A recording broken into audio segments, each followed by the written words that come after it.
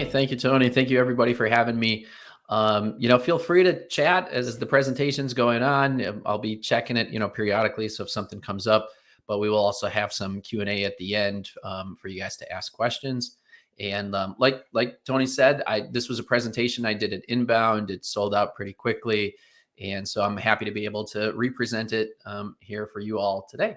So welcome everybody to Designing a Personalization Strategy for Your Business. I'm Gabe. I'm a GTM manager for CMS Hub. But before joining HubSpot, I owned and led web and revenue agencies for over 20 years. And in those 20 years, I helped in creating over 450 websites and many revenue generating tech stacks. So today I'm excited to be able to share some of the knowledge and experience I've picked up over my career with you all today. Here's what we're going to cover today. First, we're going to talk about why does personalization matter? Why should we spend time on personalization? We're going to dive into how to design a personalization strategy for your business. And after that, we're going to look at some examples of personalization gone wrong and what to avoid. And then we're going to talk about the hands-on tactics that you can use to implement your personalization strategy. Finally, we're going to wrap up with some Q&A. You might see that there's a workshop up here as well. We're not going to have time for the workshop today, but I am going to give you guys the link so you can download the worksheet that we used for the workshop. So you'll be able to kind of go and do that on your own. And finally, one final note, I am going to give you the slides at the end that you guys can download, and those are going to be fully scripted. So you don't have to frantically take notes. You'll be able to just sit back, relax, and enjoy. Pretty much everything I'm saying in here is going to be in that notes section. So I want to start by asking a question today. Why does personalization matter? Why are you all here to learn more about personalization? You guys can just put that in the chat. I'll give you guys a few seconds here to just think about those answers. And I want to hear more about that from you guys.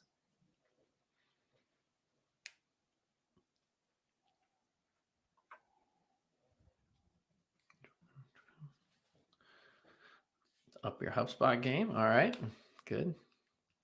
Anybody else? Give it a couple more seconds. Cuts through the noise online. Yes, definitely does. Buyers are looking for authenticity, account-based. Good, good. Attention span is short. Good. Proofs conversion. Yes, 100%. We're going to talk about a lot of these things today. So why does it matter? Well, mostly because customers want and expect it.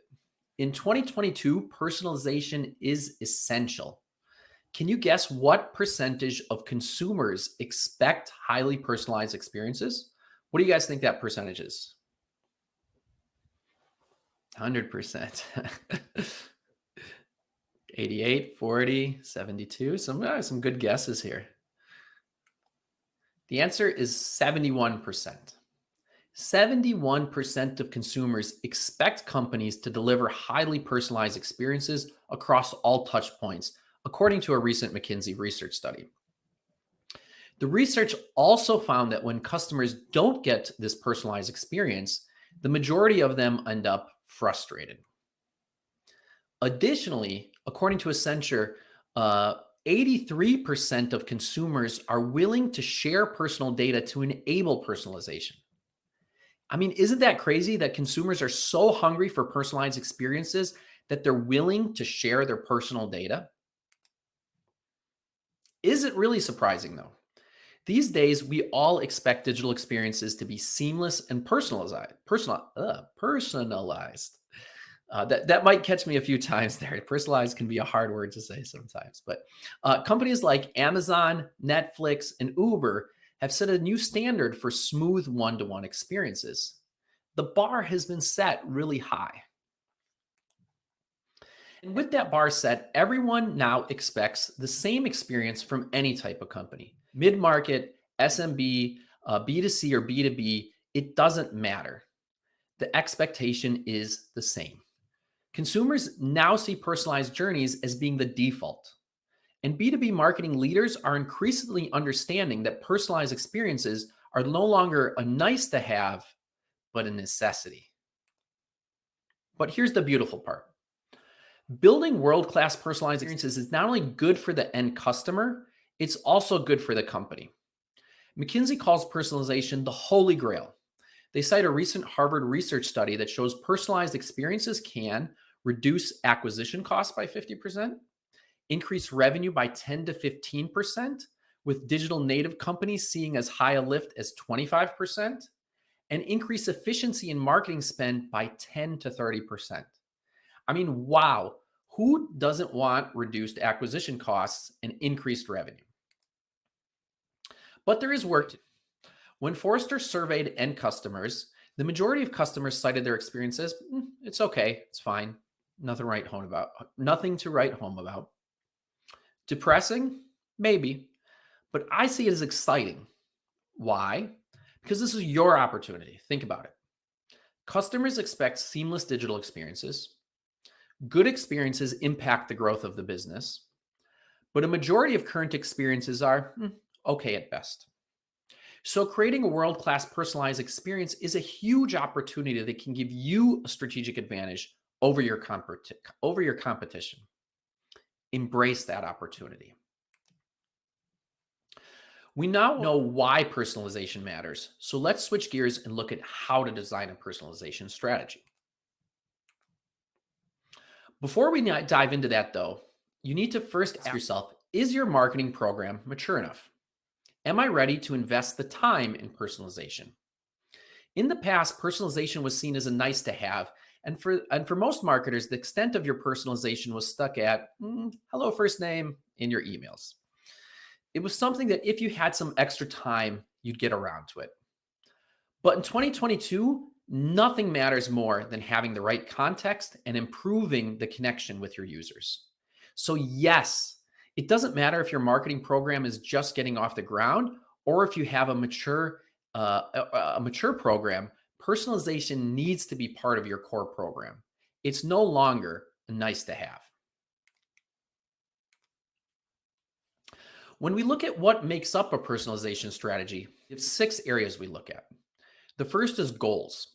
What challenge are we trying to solve? Are we trying to improve demo page conversion or increase upsells?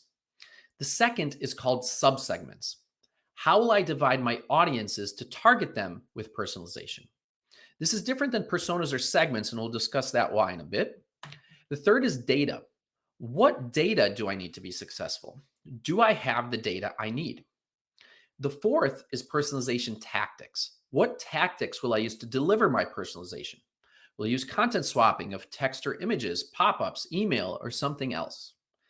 And finally, review. How will I measure success? Am I ready to add more personalization? So let's take a closer look at each one of these. The first step is understanding what challenges personalization can help you solve. Some of the common areas it can help with include improving conversion rate, like we talked about, somebody mentioned a little earlier, improving website engagement, increasing cross-sell, upsell, resell, helping to target specific accounts or companies, and improving overall customer experience. These are some of the levers we can pull to improve the performance of programs. And once we understand these levers, we can start to get specific with our goals. I want to improve the conversion rate on my demo page by 10%. I want to increase the time on page on our services page. I want to increase resells by 25%. We also need to ensure that these align with our bigger business goals as well.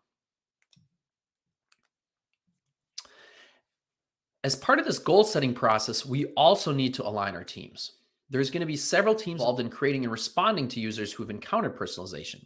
This could include marketing, sales, customer service, content, and advertising teams. Working together, aligned teams can deliver high impact marketing activities, increase sales effectiveness, and ultimately grow revenue and customer satisfaction. Don't overlook this critical piece.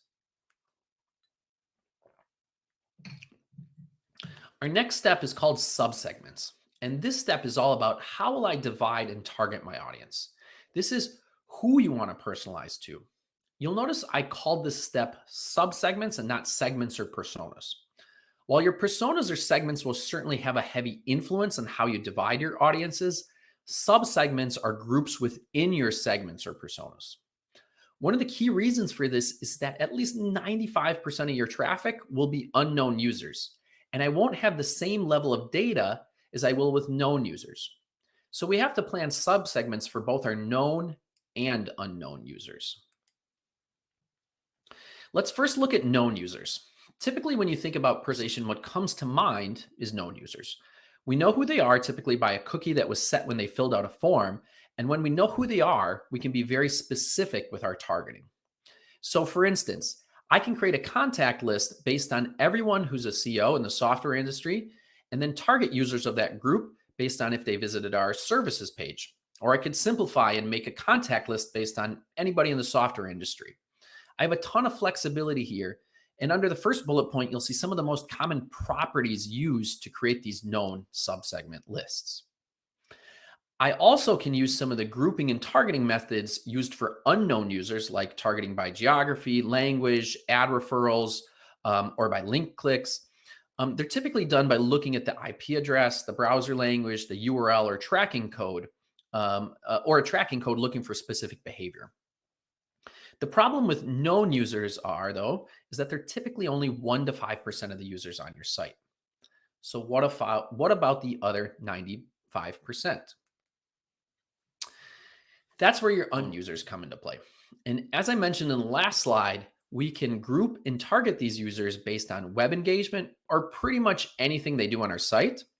Geography like country, ad referrals. So when they click on a specific ad, that we personalize that landing page to them.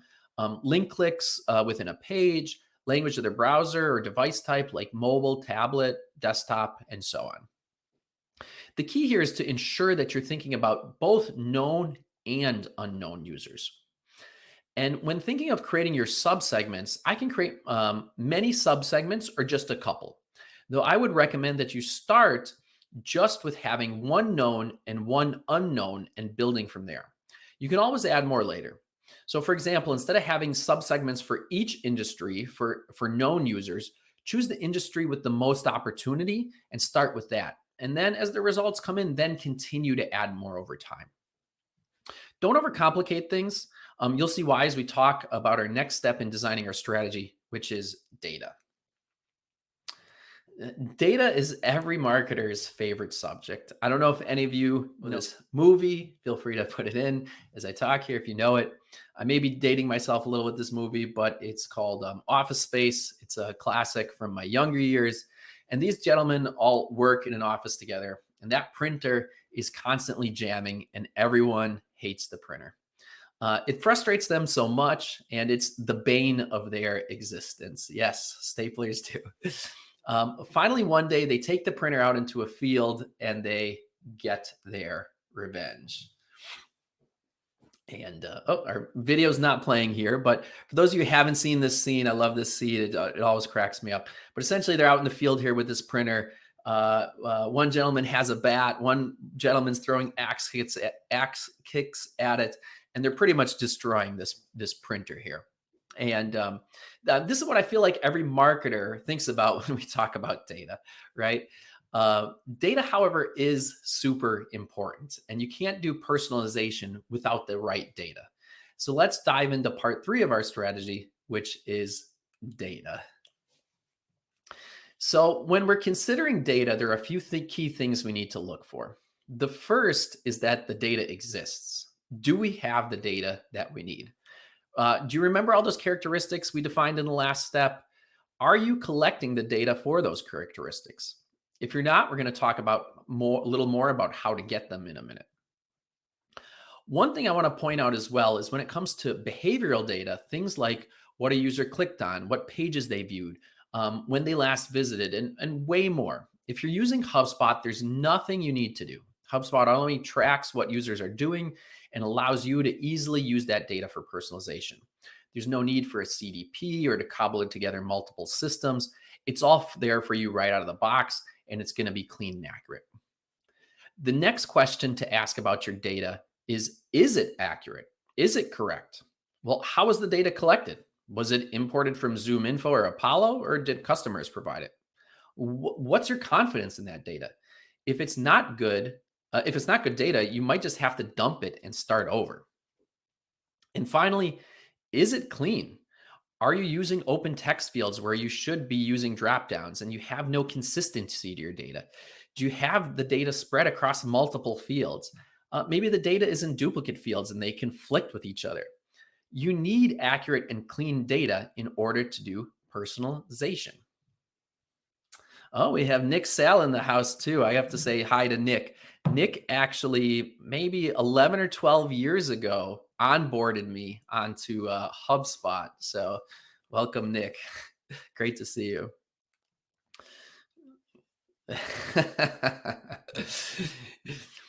And since we're talking about data, I also wanted to point out a few cleaning best practices for you to think about. First, you should be cleaning your data at least every 6 months at a minimum. But who has time to clean your data every 6 months? I know I sure didn't, and that's why you should automate your cleaning. Third, purge data you don't need. I can't tell you about how many accounts I've looked at that had almost 1,000 contact properties, and they needed just a fraction of those. They didn't clean their data, they didn't purge, and their accounts just turned into total messes. Just really bad.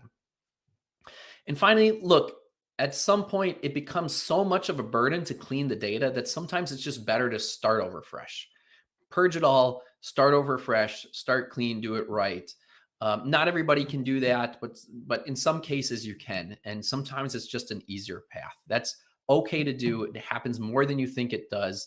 Because a lot of times when accounts are set up, data is just an afterthought. For anybody who's wondering, how do I automatically clean my data? Well, HubSpot does have a product operations hub that allows you to do that. And and these are some of the screenshots from the recently launched Data Quality Control Center, which gives you a look at your data's health and allows you to fix it. It really gives you a lot more control over your data to automatically clean it and ensure it's accurate. So what do you do if you don't have the data you need? Well, first, let's start collecting it. Update your forms to start collecting those fields that we talked about earlier.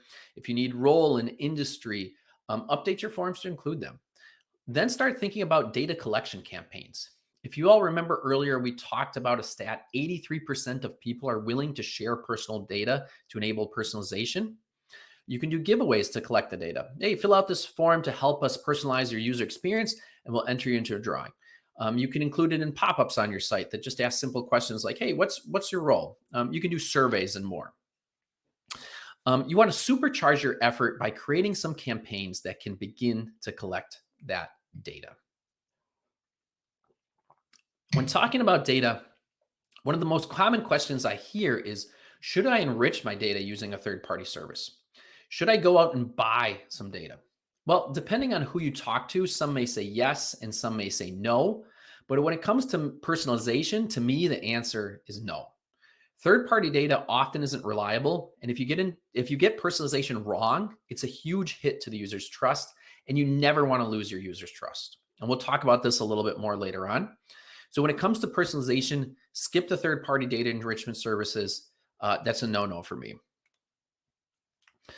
The next step in our personalization strategy is the actual tactics, or how are we going to deliver our personalized message to our user. I have included some of the most common tactics used on the screen, including web content replacement. This is where you change the copy, images, videos, or CTAs on a web page based on who the user is. Personalized ads to users, dynamically generated emails, and finally, I can trigger powerful automation based on a user's browsing behavior. These tactics give us a plethora of options to deliver our personalized message. I'm only going to touch on these surface level right now. Later on in the presentation, we have a whole section dedicated to each one of these where I'm going to talk about each one with specific examples. One thing that you can which can help you choose your personalization tactics to use is mapping out your customer journey and looking at the path users are taking through your site and all the touch points that they encounter. Look at what pages they're visiting. Pages they're visiting early in the journey may be good targets for unknown users and simple personalization.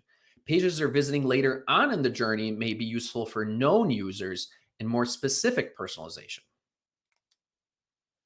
A new tool that's in beta right now that I'm super excited about is called Journey Analytics. Why I'm excited about this is because I can use my known subsegment properties. Like for instance, I can just say, hey, I want to see everybody who's industry software and role CEO as filters. And that'll show me the path that those users who fit that criteria took through my site. So I can say, hey, show me individual segments and how they traveled and viewed my pages on my site. So it maps that user journey for you. You don't have to guess anymore or pile through data to show you those journeys. It's just right there for you out of the box. That feature is in beta. It's in Marketing Hub Enterprise for any of those who are interested in it. And our final step is to review and optimize the performance of your efforts. Designing a strategy is important, but arguably more important is determining if it worked. Consider how frequently you'd like to review results, how to document learnings, where to communicate information, and when to invest in additional personalization efforts. So to recap, we looked at goals. What challenges are we trying to solve? We looked at sub-segments. Who am I going to personalize to? We looked at data. What data do I need to be successful, and do I have that data? We looked at personalization tactics. What tactics will I use to deliver my personalized message? And finally, we looked at review and optimize. How will I measure success? How will I optimize what I have? And am I ready to add more personalization? And one final note on strategy is I really encourage you to start small. I've seen too many efforts get stalled out by designing too big or intricate of a strategy. Choose one page to start personalizing. Choose one sub-segment. Don't let data hold you back. That's a lot of times where people get stuck. Start fresh if you need to. And finally, choose one tactic to get started with. I like starting with just simple web content replacement. So let's switch gears now and talk about personalization gone wrong. We talked about what personalization is and why it matters, but let's take some time to discuss what personalization is not and why a strategy takes a little more finesse than the emails the DMV sends you to remind you to update your registration. So personalization is not replacing hi there with hi Gabe. It's not building the world's largest data warehouse in hopes to one day leverage that data in an email campaign that might happen on the third full moon of the fifth lunar cycle.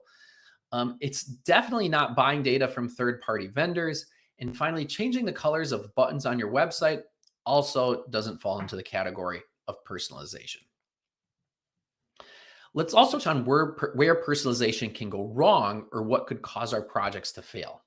We already touched on this a bit, but bad or complex data can very easily kill a personalization project. Too much complexity can prevent projects from getting off the ground, and bad data just kills trust. That, however, doesn't stop companies from using bad data. A recent research study shows 59% of brands use out-of-date information about their customers, and 57% get customers' personal details wrong. Let me repeat that. 57% get customer personal details wrong. That's really bad. And we as marketers need to make sure we're doing better. Another personalization killer is an overly complex tech stack. Having to pull together several systems like a CDP, a marketing automation platform, CMS, and more can be really difficult and takes lots of time. If you're using HubSpot, by the way, which I'm sure majority of you are, being this is a hug, you guys won't have to cobble together any of that. Looking at personalization as a one-time process, is also an area where you can go wrong. Personalization isn't something you set and forget. Lack of resources, as we talked about earlier, there's going to be many different teams involved. It's a team effort, which needs to be prioritized.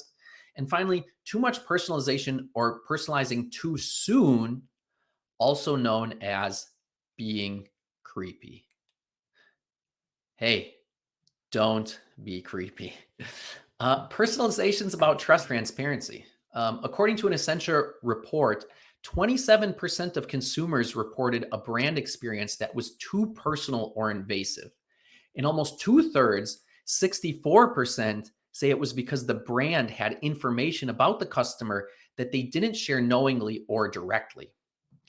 Brand and consumer relationships are no different than their real life counterparts. When one party goes outside of the relationship for information, the level of trust is completely broken. If you went out on a date and your date knew personal information about you that you hadn't shared and wasn't publicly available, how would that make you feel?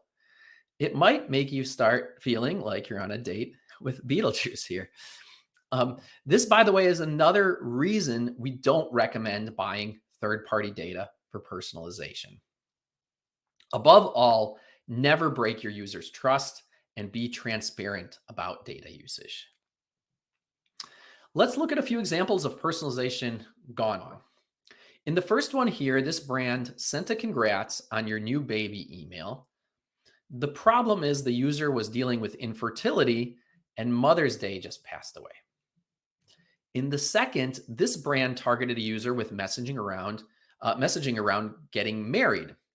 The problem is the user is in fact single and it was an unwelcome reminder for them. And in the third example, you can see the classic hi, F name email that I'm sure you've all received at some point. And here's the thing, I've seen way worse than this. There were just examples that were so bad that I feel it would have been in bad taste to even include them as an example in here. Remember that stat from a few slides ago that 57% get customers' personal details wrong? Well, I mean, think of the negative impact bad personalization caused in these instances. I know those that created those assets didn't have bad intentions, but the implications of those errors were substantial, and you never want to find yourself in situations like these. We know what we need to do to create our strategy. We know what not to do and some of the things to look out for. Now let's discuss how to implement the strategy. And what I want to focus on here are the different tactics you can use for personalization and the difficulty of implementation. You'll see I have a key I'm going to use for each tactic and whether or not you need to use a developer to implement that tactic. The good news is that a majority of these you won't need a developer for if you're using HubSpot. 101 means no developer needed. 102 means developer needed. None of these, though, none of the developer tasks, though, are very time intensive. Also, as we go through these, you might start to wonder, what HubSpot products do I need for these features? And the answer is Marketing and CMS Hub Pro or Enterprise. Generally speaking, email features are in Marketing Hub, and most web content features are in CMS Hub, though some are in Marketing Hub as well, in both of those, CMS and Marketing Hub. You'll also notice a Pro or Ent to indicate which level is needed for that feature. The first and most common tactic we see is web content replacement. And what this is the ability to replace the default content with personalized content.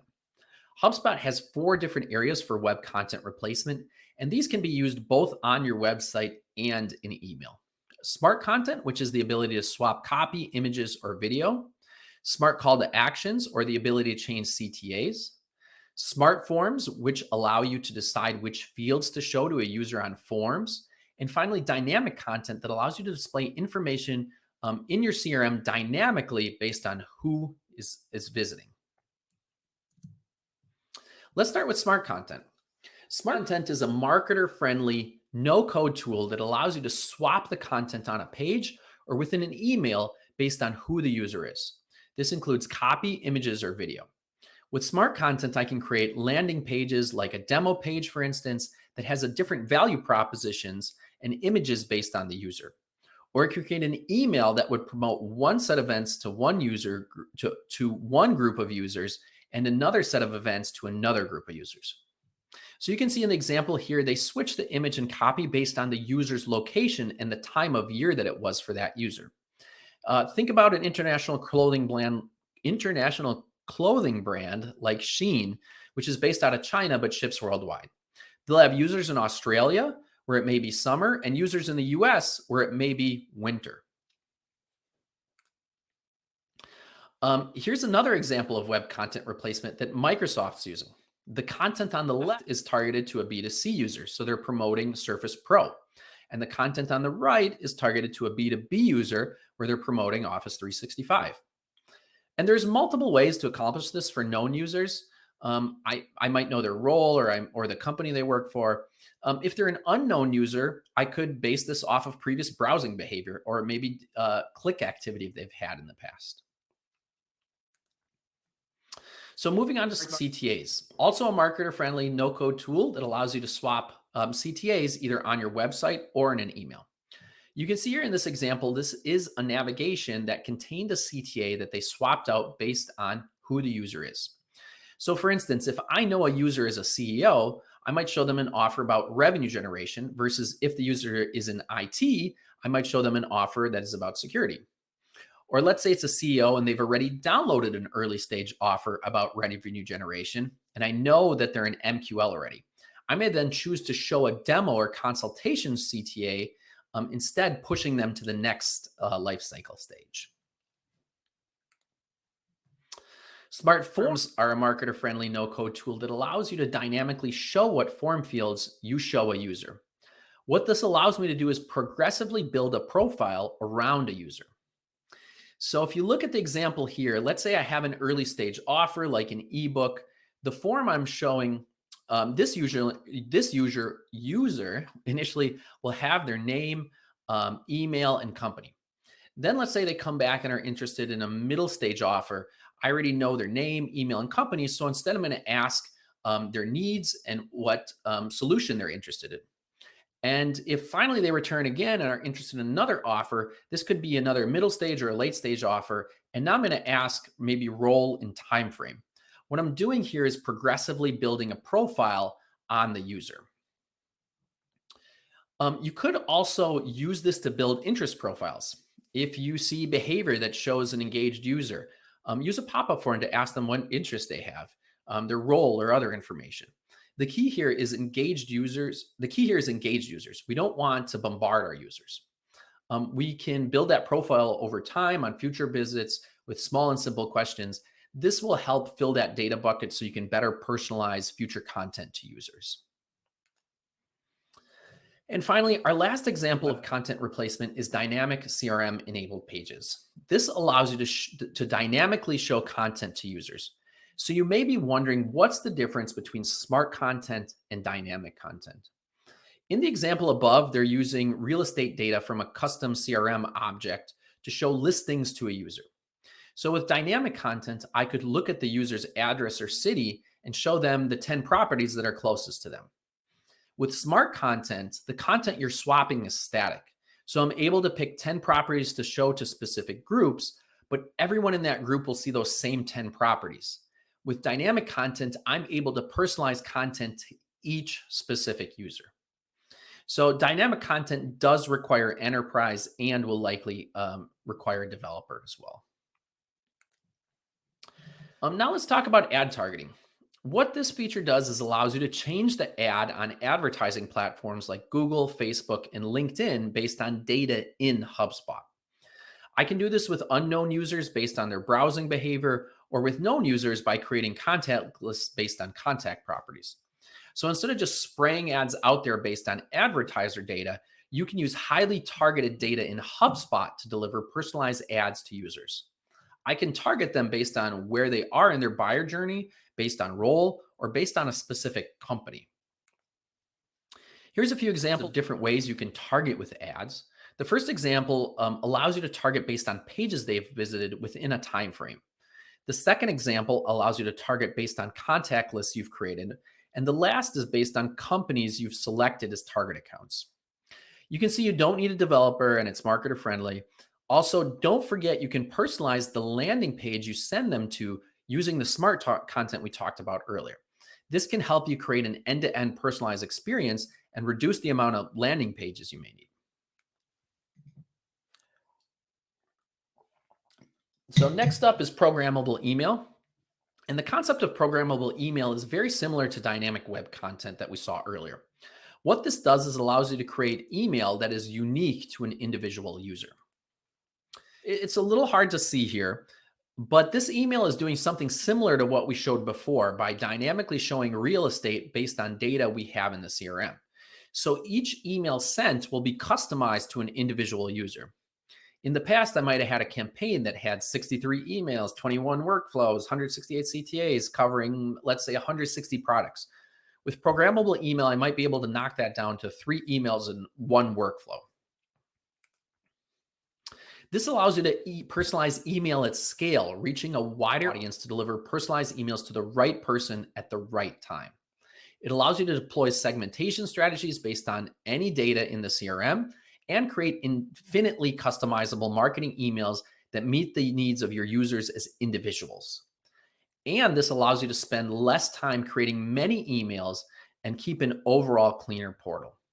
Like dynamic content, this also is going to require enterprise and a developer. And our last personalization tactic is custom behavioral events.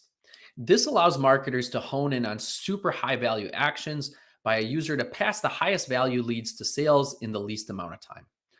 What this is at its core is a little piece of code that you can put anywhere. This can be on HubSpot or off of HubSpot. And when a user executes on that action, that piece of code is tied with an automation that's triggered in HubSpot. So if I have a calculator and I put an event in at each step of the calculator, and I see that they made it to step 2 but never finished, I can trigger some automation based off that, like an email. If I have a SaaS product and the user started using a specific feature that we put a little piece of event code on, I can trigger an automation based off that.